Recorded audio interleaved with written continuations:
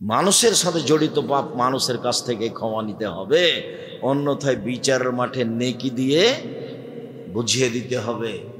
সেদিন সব এই ছেলে বসো।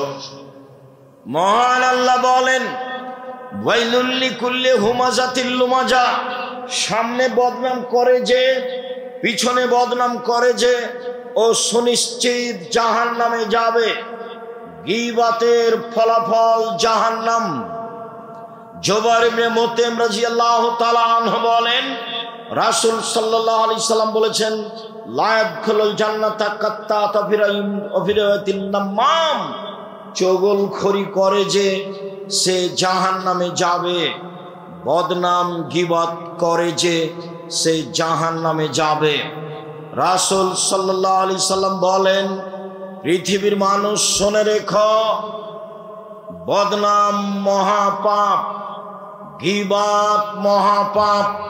বিচার মাঠে সবচেয়ে নিকৃষ্ট জঘন্য মানুষ হবে যে মানুষের বদনাম এখানে একটা বলে ওইখানে আর একটা বলে, এ হবে সবচেয়ে খারাপ মানুষ। রাসূল সাল্লাল্লাহু আলাইহি সাল্লাম বলেন, পৃথিবীর মানুষ শুনে রেখো, যারা মানুষের বদনাম গীবত করে বিচারের মাঠে তাদের মুখে হবে দুইটা আগুনের জিহ্বা। মুখে দুইটা কি হবে?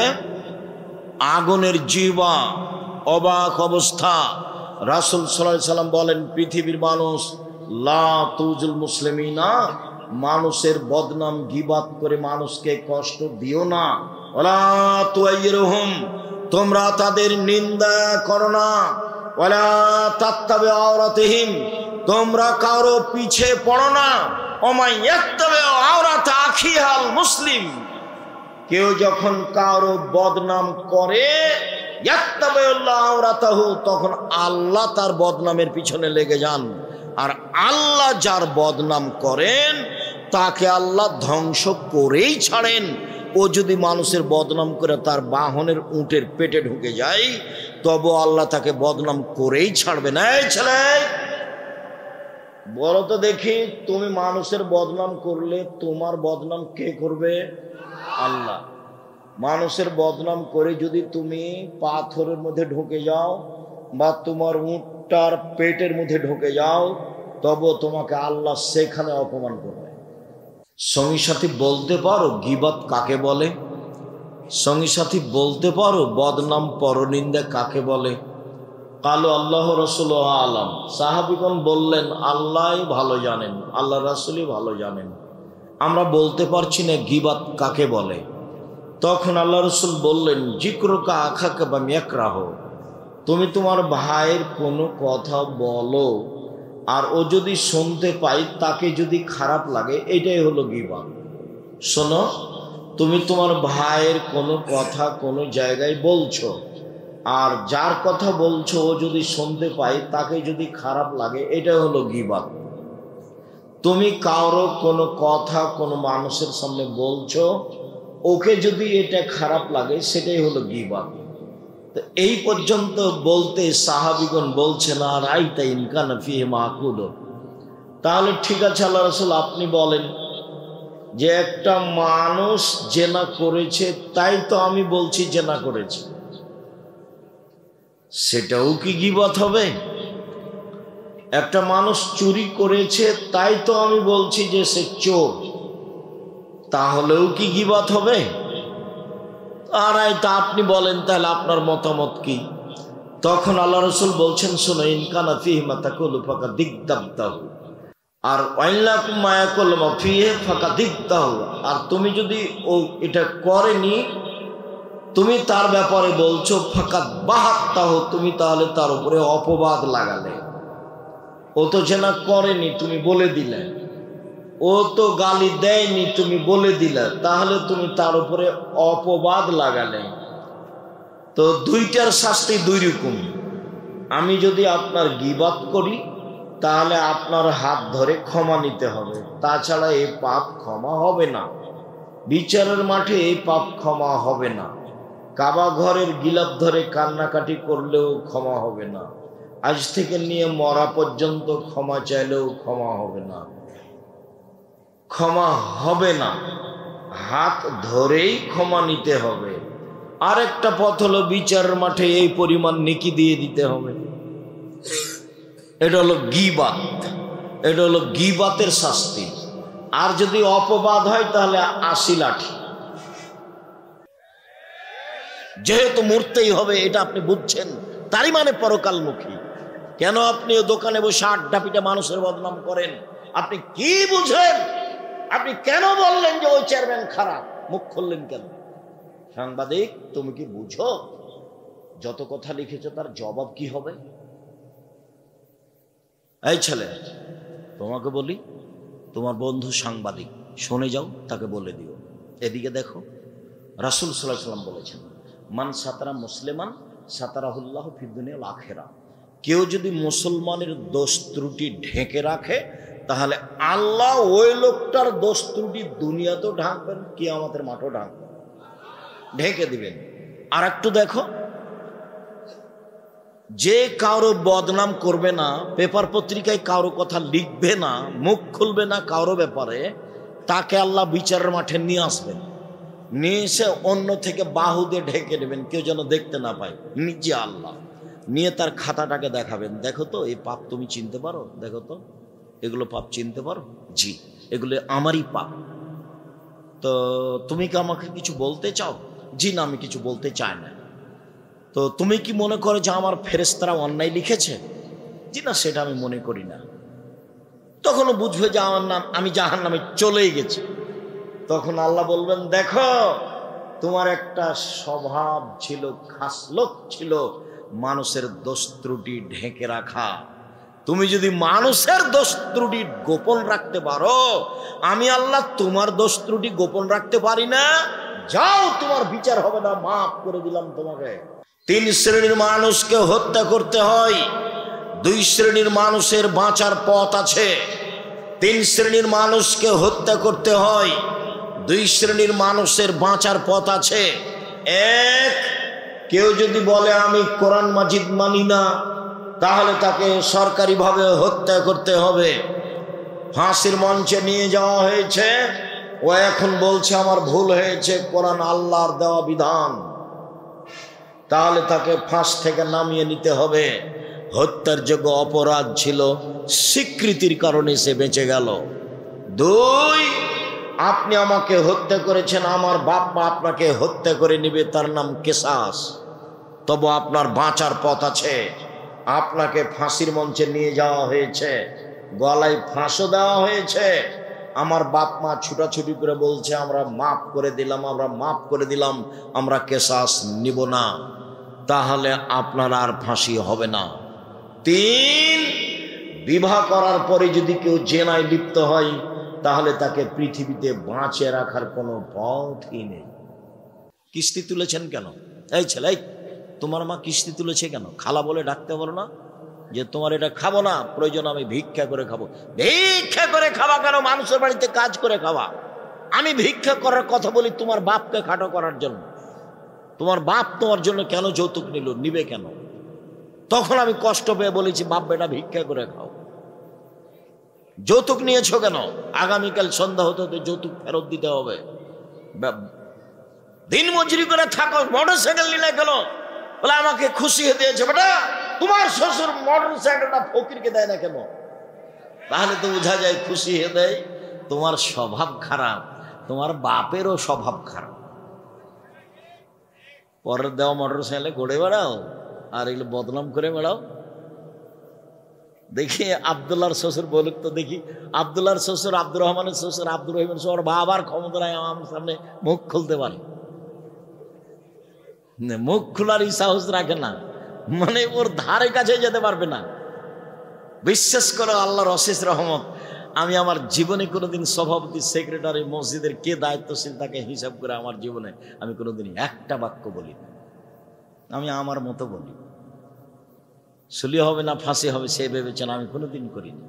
আমি মুসলিম চেরু রণবীর, মরণকে করি না ভয়, মরলে শহীদ বাঁচলে গাজী, উভয়ই সমান, মরলেও জান্নাত বাঁচলেও জান্নাত, উভয়ই সমান। সঙ্গী সাথী বলতে পারো গীবত কাকে বলে? সঙ্গী সাথী বলতে পারো বদনাম পরনিন্দা কাকে বলে? কালু আল্লাহ রাসূল আলাম, সাহাবীগণ বললেন আল্লাহই ভালো জানেন, আল্লাহ রাসূলই ভালো জানেন, আমরা বলতে পারছি না গীবাত কাকে বলে। তখন আল্লাহ রাসূল বললেন যিকরুকা আখাকা বা ইয়াকরাহ, তুমি তোমার ভাইয়ের কোনো কথা বলো আর ও যদি শুনতে পাই তাকে যদি খারাপ লাগে, এটাই হলো গীবাত। শোনো, তুমি তোমার ভাইয়ের কোনো কথা কোনো জায়গায় বলছো, আর যার কথা বলছো ও যদি শুনতে পাই তাকে যদি খারাপ লাগে, এটা হলো গীবাত। তুমি কারো কোনো কথা কোনো মানুষের সামনে বলছো, ওকে যদি এটা খারাপ লাগে, সেটাই হলো গীবাত। তো এই পর্যন্ত বলতে সাহাবীগণ বলছেন আর আইতা ইনকান ফিহি মাকুল, তাহলে ঠিক আছে আল্লাহ রাসূল আপনি বলেন যে একটা মানুষ জেনা করেছে তাই তো আমি বলছি জেনা করেছে, সেটাও কি গীবাত হবে? একটা মানুষ চুরি করেছে তাই তো আমি বলছি যে সে চোর, তাহলেও কি গীবাত হবে? আর তা আপনি বলেন তাহলে আপনার মতামত কি? তখন আল্লাহ রাসূল বলছেন শোনো, ইনকানা ফিহি মা তাকুলু ফাকা দিগদাবতাহু, ও যদি চুরি করে থাকে তুমি বলো তাহলে গীবাত, ও যদি জেনা করে থাকে আর তুমি বলো তাহলে গীবাত। আর ওয়াইলাকুম মা ইয়াকুলু মা ফিহি ফাকা দিগদাহু, আর তুমি যদি ও এটা করেনি তুমি তার ব্যাপারে বলছো ফাকাত বাহাত্তাহু, তুমি তাহলে তার উপরে অপবাদ লাগালে।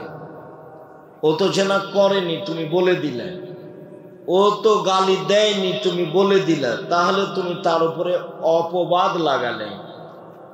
তো দুইটার শাস্তি দুই রকম। আমি যদি আপনার গীবাত করি তাহলে আপনার হাত ধরে ক্ষমা নিতে হবে, তাছাড়া এই পাপ ক্ষমা হবে না। বিচারের মাঠে এই পাপ ক্ষমা হবে না। কাবা ঘরের গিলাফ ধরে কান্নাকাটি করলেও ক্ষমা হবে না। আজ থেকে নিয়ে মরা পর্যন্ত ক্ষমা চাইলেও ক্ষমা হবে না, ক্ষমা হবে না। হাত ধরেই ক্ষমা নিতে হবে। আরেকটা পথ হলো বিচারের মাঠে এই পরিমাণ নেকি দিয়ে দিতে হবে। এটা হলো গীবাত, এটা হলো গীবাতের শাস্তি। আর যদি অপবাদ হয় তাহলে ৮০ লাঠি। ৮০ লাঠি ছাড়া আপনাকে পবিত্র করার কোনো পথ নেই। তো নিজে বাড়িতে খেয়ে দোকানে বসে যে গীবাত করলেন, আড্ডা পিটলেন, এবার কি হলো? এটা কি করলেন? দিন রাত যে ছুটে বেড়াচ্ছেন মোটর সাইকেল নিয়ে, এ আর সেই আর কত কি যে বলছেন। তো সাংবাদিক এসেছে প্রতিষ্ঠানে, তো আমাকে কিছু জিজ্ঞাসা করছে, তা আমি বলছি যে আসলে তো এসব উত্তর আমি দিই না, তো তোমরা এই সাংবাদিকতা ছাড়া তোমাদের রুজি আর কোনো পথ নেই, রুজি ভিক্ষা করে খাও। আপনারা যারা এখানে সাংবাদিক আছেন আপনাকে আমি কষ্ট দিতে চাইনি, তো দুঃখিত। সাংবাদিকতা মানে হলো মানুষের দোষ ত্রুটি জেনে পেপারে প্রচার করা, এর চেয়ে খারাপ কাজ দুনিয়াতে আছে? মানে রুজির কি আর কোনোই দুনিয়াতে পথ নেই? দিন মজুরি করে খেতে হবে। আমি তো বলেছি উপার্জনের পথ ৪টা। একটা হলো দিন মজুরি, সন্ধ্যায় টাকা শেষ। একটা হলো চাকরি, ২৫ দিনে শেষ। একটা হলো জমি চাষ, সমান সমান না হলো লস। আর একটা হলো ব্যবসা। তখন রাসূল সাল্লাল্লাহু আলাইহি সাল্লাম বললেন সত্যবাদী বিশ্বস্ত ব্যবসায়ীরা বিচারের মাঠে নবীদের সাথে থাকবেন, শহীদদের সাথে থাকবেন, সিদ্দিকদের সাথে থাকবেন।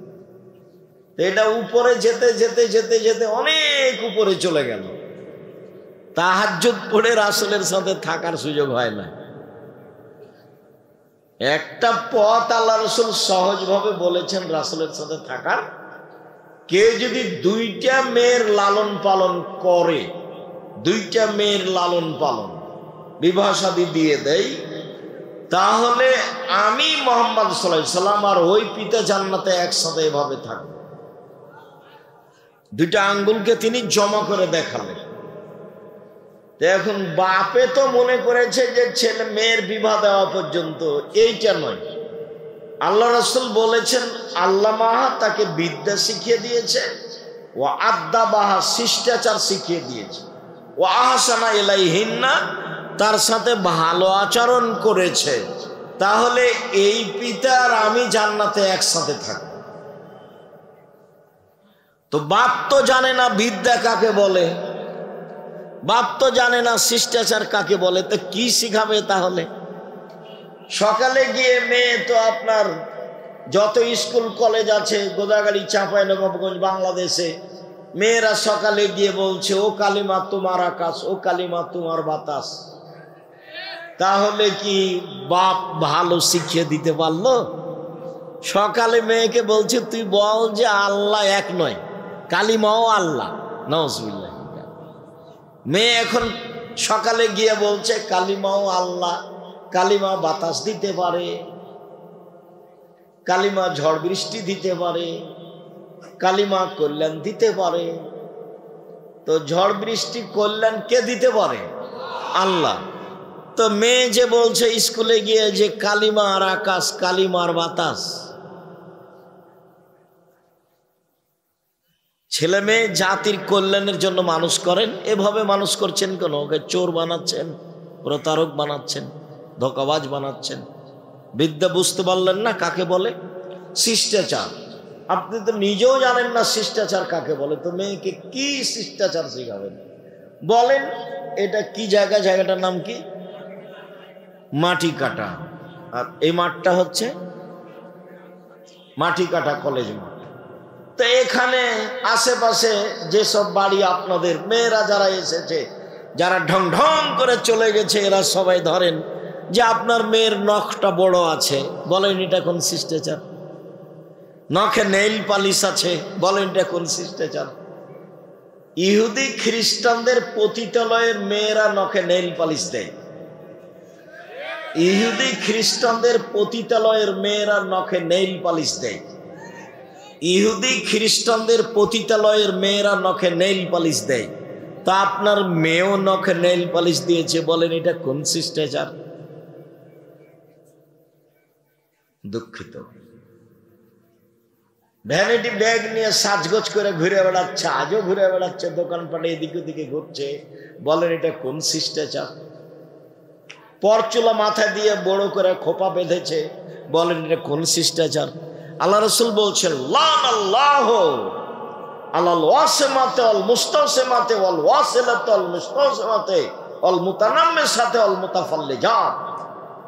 যেসব মেয়েরা উল্কি করে তাদের উপরে অভিশাপ, যেসব মেয়েরা পরচুলা ব্যবহার করে তাদের উপরে অভিশাপ, যেসব মেয়েরা ভুরু তোলে চিকন করে তাদের উপরে অভিশাপ, যেসব মেয়েরা দাঁত ছিলে চিকন করে তাদের উপরে অভিশাপ, যেসব মেয়েরা বেরেসিয়ার পোষে নিজেকে কম বয়সের দেখায় তাদের উপরে অভিশাপ, যারা উঁচা স্যান্ডেল পরে নিজেকে লম্বা দেখায় তাদের উপরে অভিশাপ, যারা এসব ঢং অবলম্বন করে তাদের উপরে অভিশাপ। তো মেয়ে তো জাহান্নামে চলেই গেছে, আপনিও তার সাথে আছেন, এবার জান্নাত নবীর সাথে হবে কিভাবে? এইভাবে মেয়ে মানুষ করে হবে? মেয়ে তো আপনার, মেয়ে কি হিন্দুর? ফ্যাশন বোরকা পরে ঘুরে বেড়াই, ওই আপনার গোদাগাড়ি বাজারে যায়, মহিষাল বাড়ি বাজারে যায়। আপনার মেয়ে তো হিন্দুর নাকি মেয়ে? ও কি ইহুদির মেয়ে? ও কি খ্রিস্টানের মেয়ে? শরম পাচ্ছেন কেন? শরম পাবেন কেন? আপনি তো বাপ, আপনাকে তো আমি বাপ মনে করি। যদি আমি দুঃখে বলি যে আপনাকে যেন বাপ না বলে, আব্বা না বলে, চাচা বলে, এটা আমার দুঃখ, এটা আমার আফসোস। এটা আমি বহুদিন থেকেই বলছি যে আপনার মতো স্ত্রীকে ওই মেয়ে যেন আপনার স্ত্রীকে যেন মা না বলে, বলবে খালা। কেননা তো মা হিসাবে দায়িত্ব পালন করেনি। যদি করে তাহলে আজকে এভাবে ও নিচু মানের মেয়ে কেন? ও ইতর শ্রেণীর মেয়ে কেন? ও নিম্ন শ্রেণীর মেয়ে কেন? ও রাস্তাঘাটের মেয়ে কেন? ও পতিতালয়ের মেয়ে সাজতে যায় কেন? ও ফ্যাশন বোরকা পরে কেন? ও নোংরা পোশাক পরে কেন? ও বেহায়া ঘুরে কেন? ও চুল দেখিয়ে মানুষকে চলে কি করে? পুরুষের পোশাক পরে কেন? ওটা মা নয়, ওকে খালা বলা অপরাধ, আপনাকে বাপ বলা অপরাধ। নিজের মেয়েকে পোশাক পরাতে পারেননি, বাপ বলছেন আপনি? কি হিসেবে আপনি বলেন? আব্দুর রাজ্জাক সাহেব, আমার 2টা মেয়ে আছে, লালন পালন করেছি, বিবাহ দিয়েছি, তাহলে আমিও নবীর সাথে থাকব, কথা তো ঠিক। কিন্তু মেয়ের যা অবস্থা, তো জাহান্নামে চলেই গেছে। ইয়া মাসার নিসা তাসাদ্দাকনা ফাইন উরিতুকুন্না আকসালা আনিন নারে। হে মহিলারা শোনো, তোমরা দান করে জাহান্নাম থেকে বাঁচো, তোমাদের অধিকাংশ নারী জাহান্নামী। জাহান্নাম বলতে নারী আর নারী, জাহান্নাম বলতে নারী আর নারী, জাহান্নাম বলতে শুধু নারীকেই বুঝায়, মহিলাকেই বুঝায়। যদিও মহিলাদের জান্নাতে যাওয়া সহজ পথ, 4টা কাজ করলে জান্নাতে চলে যাবে। 1 5 ওয়াক্ত সালাত, 2 রমজান মাসের সিয়াম রোজা, 3 স্বামীকে মেনে চলা, 4 জেনায় লিপ্ত না হওয়া, জান্নাতের সব দরজা খোলা। পথ তো অধিক সহজ করে রেখেছেন আল্লাহ রাসূল। কিন্তু আপনি যে জান্নাতে রাসূলের সাথে থাকবেন, আপনার মেয়ের অবস্থা কি? ও কেন বাজারে গেল? আপনি কি মরে গেছেন? ওর গায়ে, ওর হাতে এখনো একটা ভ্যানিটি ব্যাগ আছে, ওটা কেন তার সাথে? ওটা কেন? ও কেন বাজারে যায়? ও কেন এভাবে চলে? ও কেন কাপড় কিনতে যাবে? ওর বাপ মরেছে, ওর শ্বশুর মরেছে, ওর ভাই মরেছে, ওর বোনের ছেলে মরেছে, ওর ভাইয়ের ছেলে মরেছে, একাই দুনিয়াতে থাকে, ও যায় কেন? ওর শরম হয় না কেন? ওর হায়া হয় না কেন? ওর লজ্জা হয় না কেন? ওর শরম হয় না কেন? এর ইতস্তবোধ হয় না কেন? ও নিজেকে মনে করে না কেন যে আমি মহিলা? নিজে মনে করে না কেন? কেন মনে করে না? আয়েশা রাদিয়াল্লাহু তাআলা আনহা বলেন, আমি পায়খানা টয়লেটে গেছিলাম দূরে, এসে দেখছি জনগণ সব চলে গেছে, আমি এখন একাই, আমি বসে আছি। সাফনা মানে মুআত্তাল আমাকে দূর থেকে দেখে বুঝতে পেরেছেন। তিনি আমাকে দেখে চিনলেন কি করে? পর্দার আয়াত নাযিল হওয়ার আগে তিনি আমাকে দেখেছিলেন। আমি ছিলাম হালকা পাতলা মেয়ে। হাদিসে বোঝা যায় তার রূপের অভাব ছিল না, তবে অবশ্যই তিনি সারার মতো সুন্দরী ছিলেন না। পৃথিবীর সবচেয়ে সুন্দরী মহিলা হচ্ছেন ইব্রাহিম আলাইহিস সালামের স্ত্রী সারা। তবে তিনি সাফিয়াকে নিজের চেয়ে সুন্দরী মনে করতেন, কাজেই মাঝে মধ্যে তিনি বলতেন, হাসবুকালিন নিসা হাসবুকালিন নবী সাফিয়া কাদা ওয়া কাদা। আপনি সাফিয়ার অত সুন্দরী গুণ বলেন কেন? যে সাফিয়া সুন্দরী মহিলা, সাফিয়া এই মহিলা, আরে সাফিয়া তো একটা খাটো মহিলা, আপনি তার এত প্রশংসা করেন কেন? এটা আয়েশা রাদিয়াল্লাহু তাআলা বলেন, এবং বুঝতে পারতেন যে সাফিয়ার কিছুটা সুন্দরী গুণ আমার চেয়ে বেশি আছে, এটা তিনি আঁচ করতেন। যখন এভাবে বলেছেন, আরো তো একটা খাটো মহিলা, আপনি তার প্রশংসা করছেন, তখন আল্লাহ রাসূল বলছেন, হে আয়েশা, লাকাদ কুলতে কালিমাতাল্লাহ মাজাজাত বিহাল বাহরুল্লাহ মাজাজাতু। আয়েশা, তুমি যেই কথা বললে, এই কথা যদি সাগরে ফেলে দেওয়া হয়, তাহলে সাগরের পানি ঘোলা হয়ে যাবে। তুমি খাটো বলেছ, বদনাম হয়েছে, সেটা আমার পরের কথা। এখন কথা হলো এই যে আপনি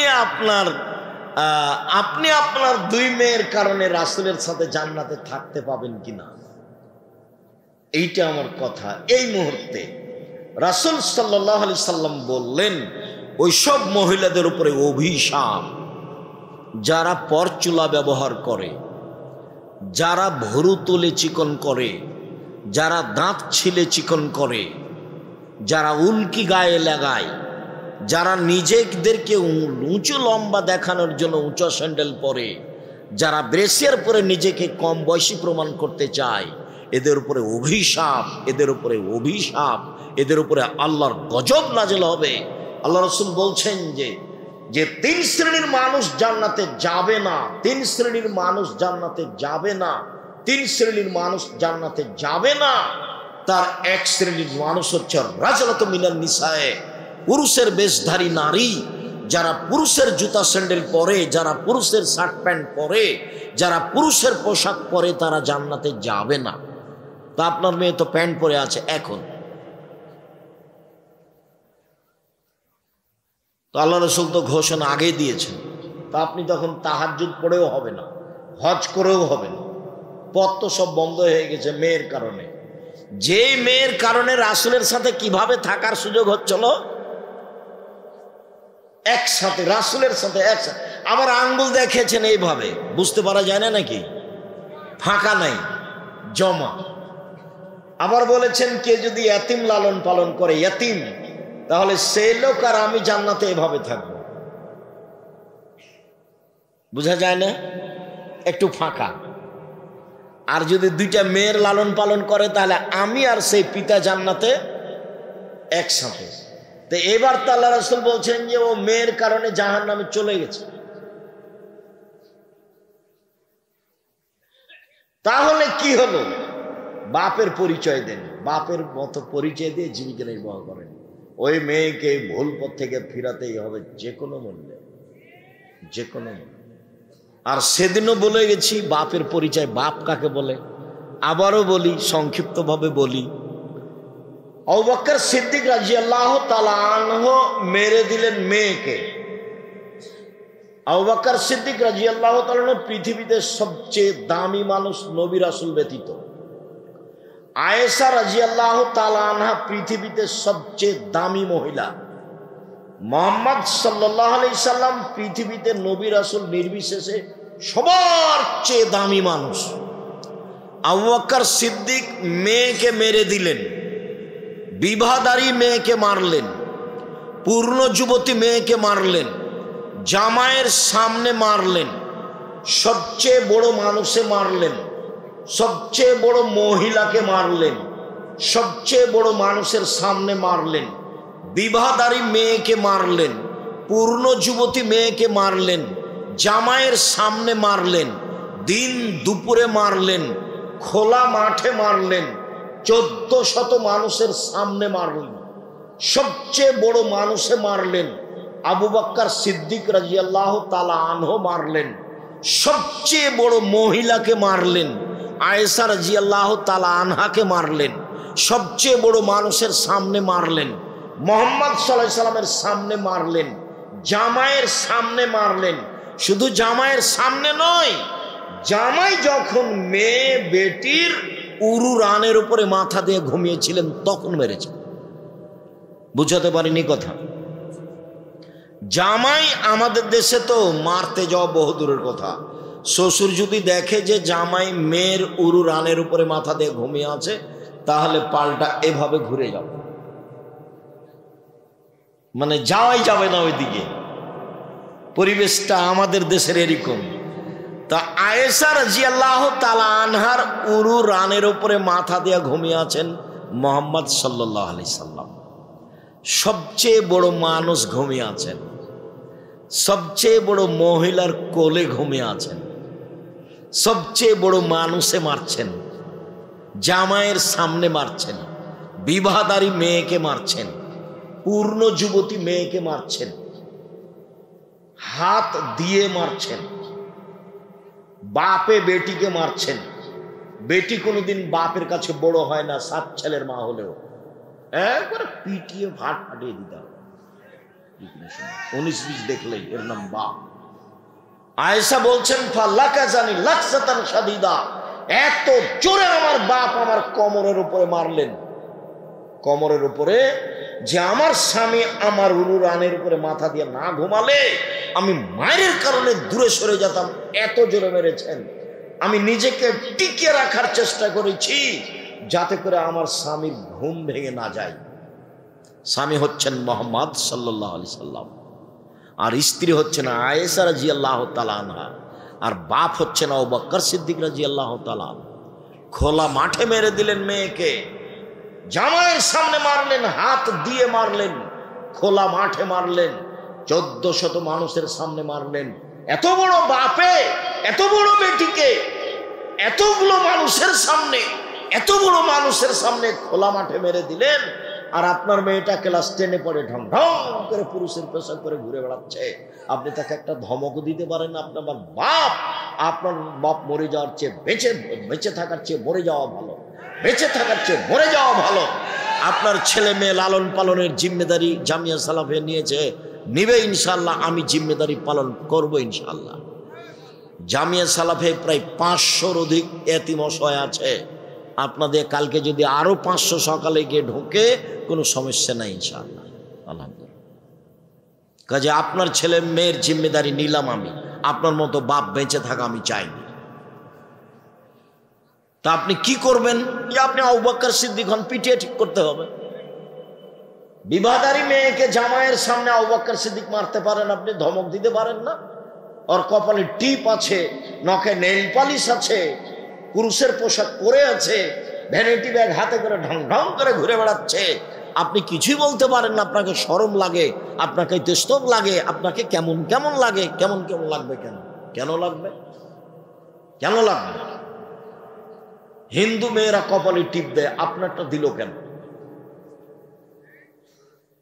ওইভাবে আসকারা মাস্কারা মুখে চোখে লাগিয়ে মানুষের সামনে ঘুরে কি করে? রিক্সাওয়ালাকে দেখানোর জন্য রিক্সায় উঠে? রিক্সাওয়ালা কি স্বামী? রিক্সাওয়ালাকে দেখানোর জন্য তার এত সাজগোজ, বাজারে যাওয়ার জন্য তার এত সাজগোজ, সাজুগুজু তার এত কেন? বাজারে যাই কেন এভাবে? আপনি চোখে দেখতে পান না? আপনার স্ত্রী চোখে দেখতে পায় না? স্বামী স্ত্রী ছাই করতে কলা করতে বেঁচে আছেন? কেন বেঁচে আছেন? ছেলে মেয়েকে মানুষ করতে হবে, এই জন্য বেঁচে আছেন। রাসূল সাল্লাল্লাহু আলাইহি ওয়াসাল্লাম বলছেন, কোন পিতা যদি দুইজন মেয়ের লালন পালন করে, সেই পিতার আমি জান্নাতে একসাথে থাকব। তখন তিনি বলেছেন, বিদ্যা শিখিয়ে দিল, সুন্দর বিদ্যা শিখিয়ে দিল, শিষ্টাচার শিখিয়ে দিল, সুন্দর শিষ্টাচার শিখিয়ে দিল, তার সাথে ভালো আচরণ করলো। এই বাপ নবীর সাথে জান্নাতে একসাথে এভাবে থাকবেন। সম্মানিত দিনী ভাই বোন, মনে রাখা ভালো হবে, জিনা মহাপাপ। রাসূল সাল্লাল্লাহু আলাইহি সাল্লাম বলেন, অবিবাহিত ছেলে মেয়ে জিনা করলে 100 লাঠি পিটিয়ে এলাকা থেকে তাড়িয়ে দিতে হবে 1 বছরের জন্য। তিনি বলেন, বিবাহিত পুরুষ নারী জিনা করলে ইট ঢেল পাথর দিয়ে মেরে মেরে মেরে ফেলতে হবে, তার বেঁচে থাকার কোনো সুযোগ নেই। 3 শ্রেণীর মানুষকে হত্যা করতে হয়, 2 শ্রেণীর মানুষের বাঁচার পথ আছে। 3 শ্রেণীর মানুষকে হত্যা করতে হয়, 2 শ্রেণীর মানুষের বাঁচার পথ আছে। 1, কেউ যদি বলে আমি কোরআন মাজিদ মানি না, তাহলে তাকে সরকারিভাবে হত্যা করতে হবে। ফাঁসির মঞ্চে নিয়ে যাওয়া হয়েছে, ও এখন বলছে আমার ভুল হয়েছে, কোরআন আল্লাহর দেওয়া বিধান, তাহলে তাকে ফাঁস থেকে নামিয়ে নিতে হবে। হত্যার যোগ্য অপরাধ ছিল, স্বীকৃতির কারণে সে বেঁচে গেল। 2, আপনি আমাকে হত্যা করেছেন, আমার বাপ মা আপনাকে হত্যা করে নিবে, তার নাম কিসাস। তবে আপনার বাঁচার পথ আছে।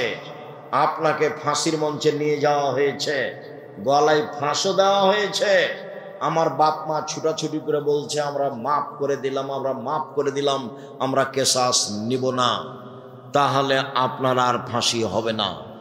3, বিবাহ করার পরে যদি কেউ জেনায় লিপ্ত হয়, তাহলে তাকে পৃথিবীতে বাঁচিয়ে রাখার কোনো পথই নেই।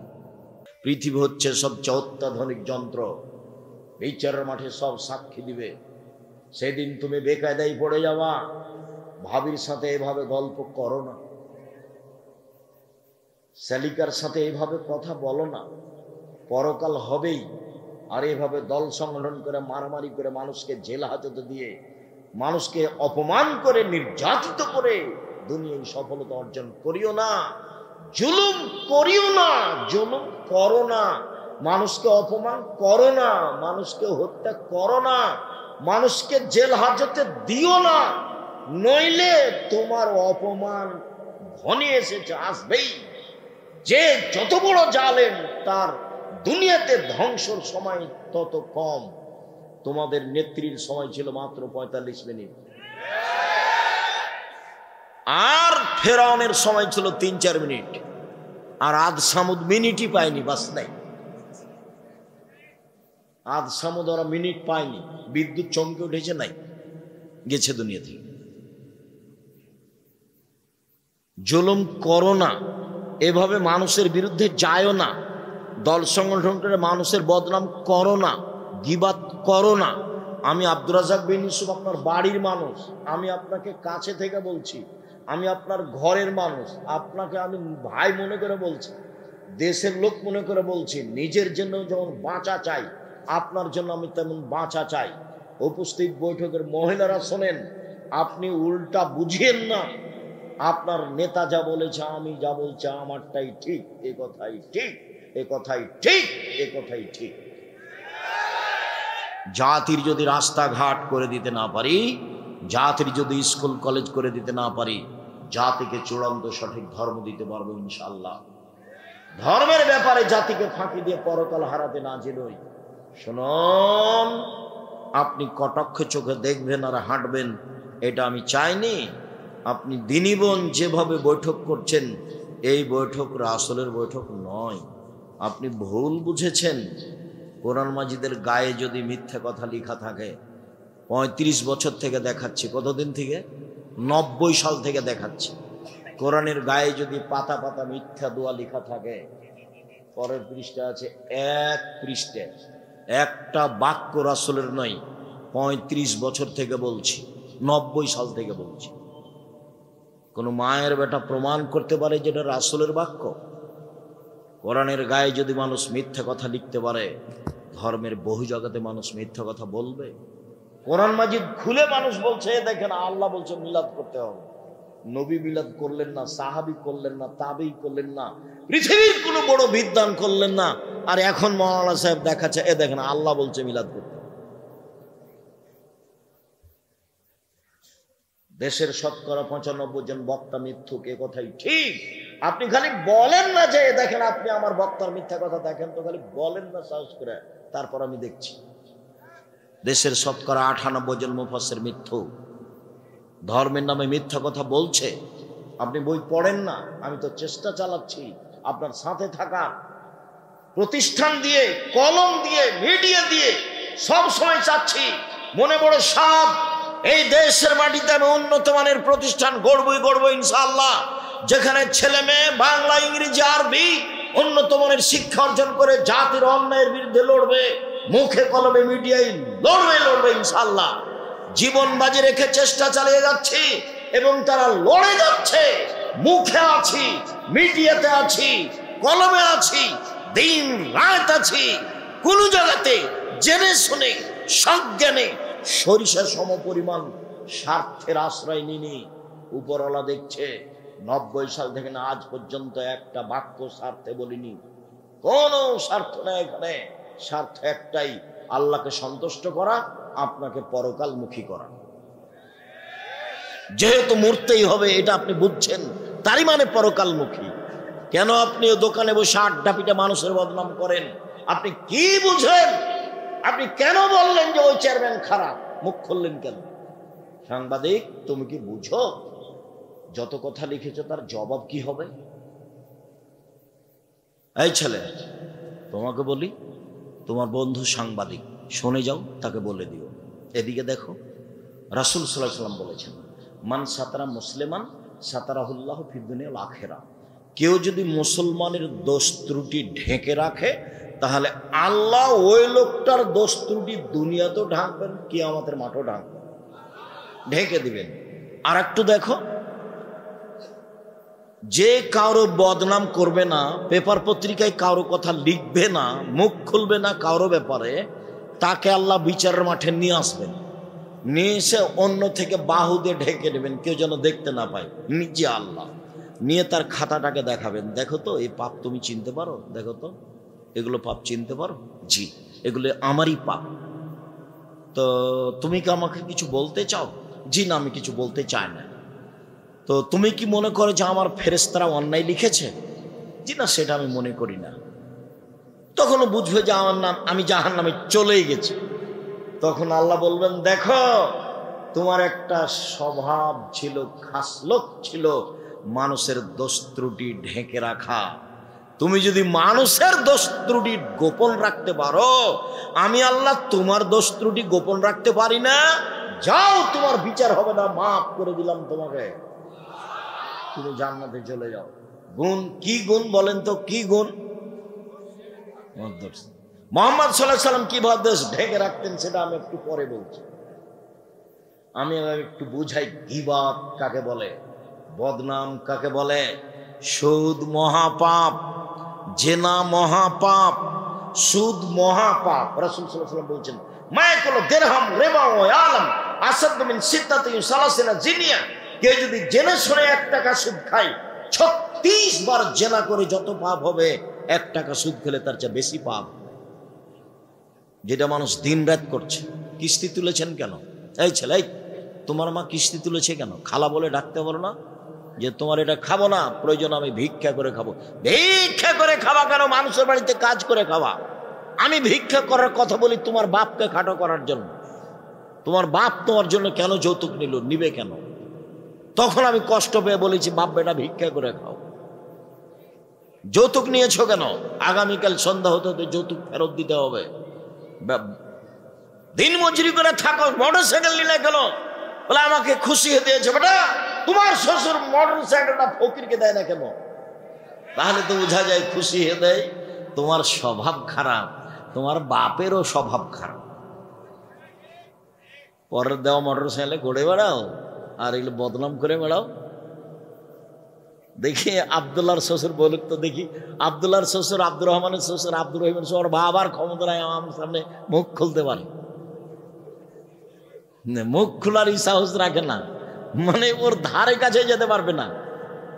বিশ্বাস করো, আল্লাহর অশেষ রহমত, আমি আমার জীবনে কোনোদিন সভাপতি, সেক্রেটারি, মসজিদের কে দায়িত্বশীল তাকে হিসাব করে আমার জীবনে আমি কোনোদিন একটা বাক্য বলি না।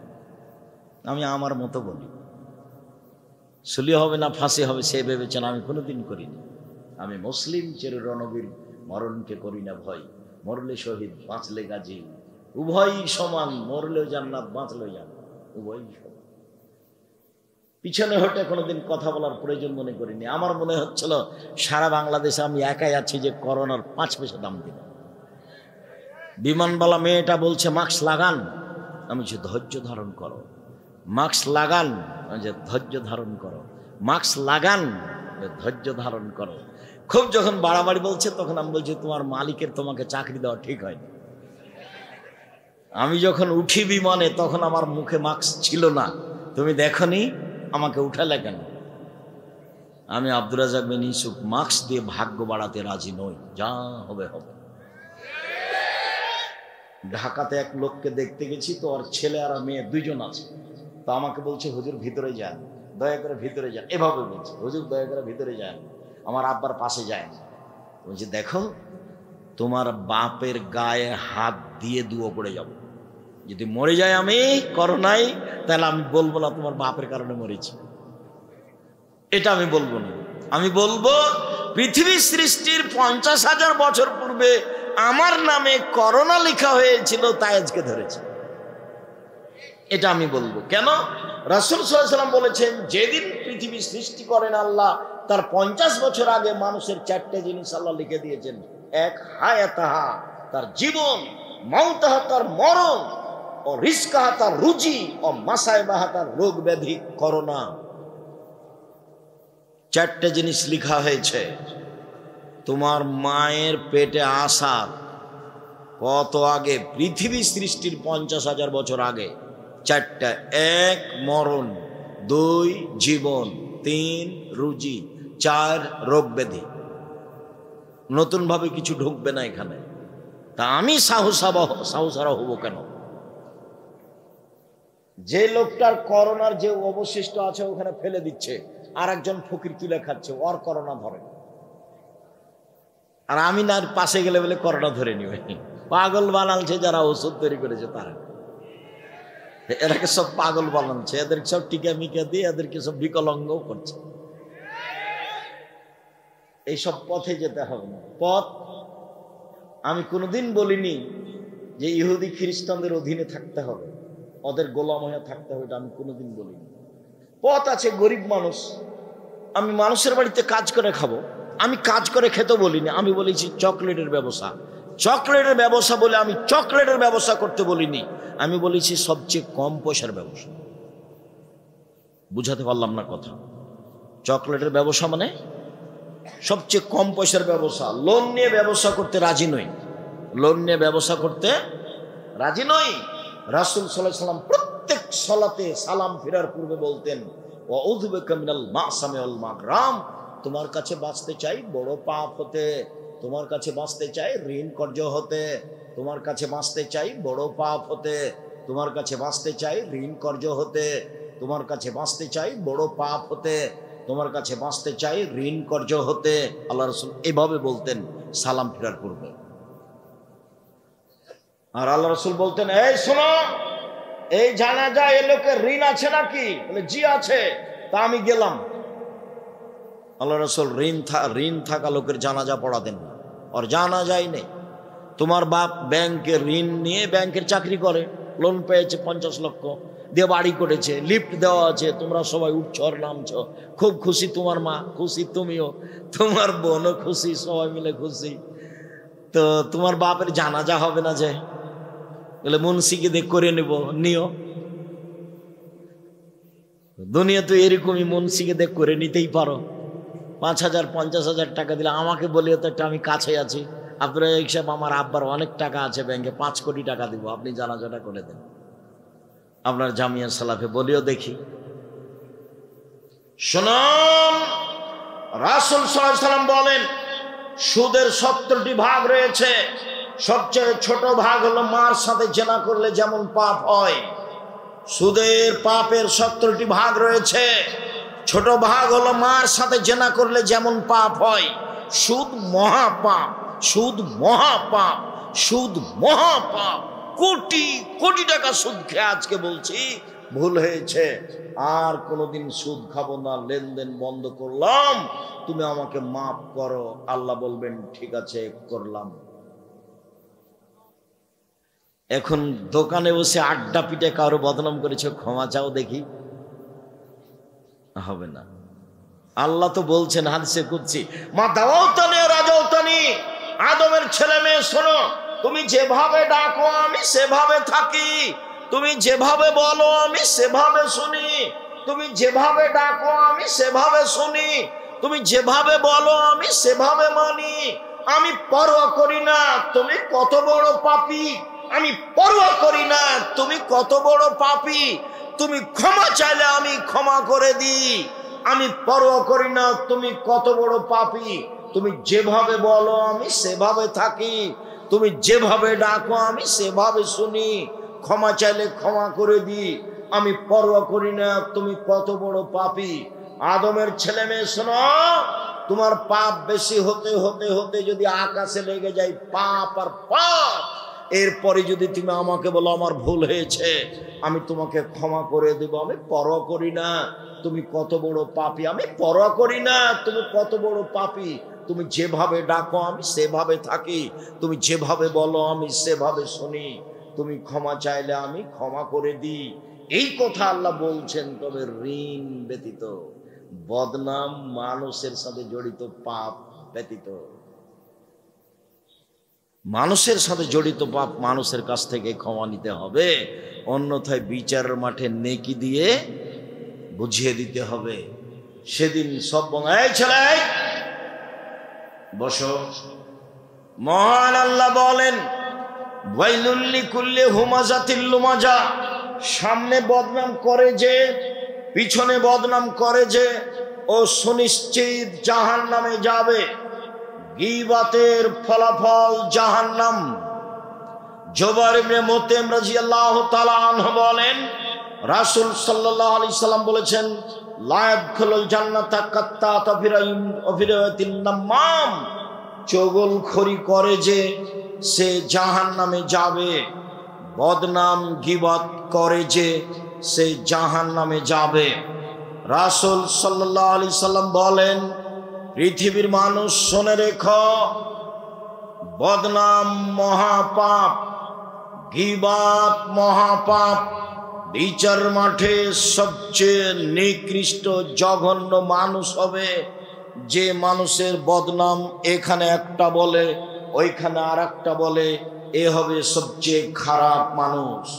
রাসূল সাল্লাল্লাহু আলাইহি সাল্লাম বলেন, পৃথিবীর মানুষ শুনে রেখো, যারা মানুষের বদনাম গীবত করে বিচারের মাঠে তাদের মুখে হবে 2টা আগুনের জিহ্বা, মুখে 2টা কি হবে? আগুনের জিহ্বা। অবাক অবস্থা।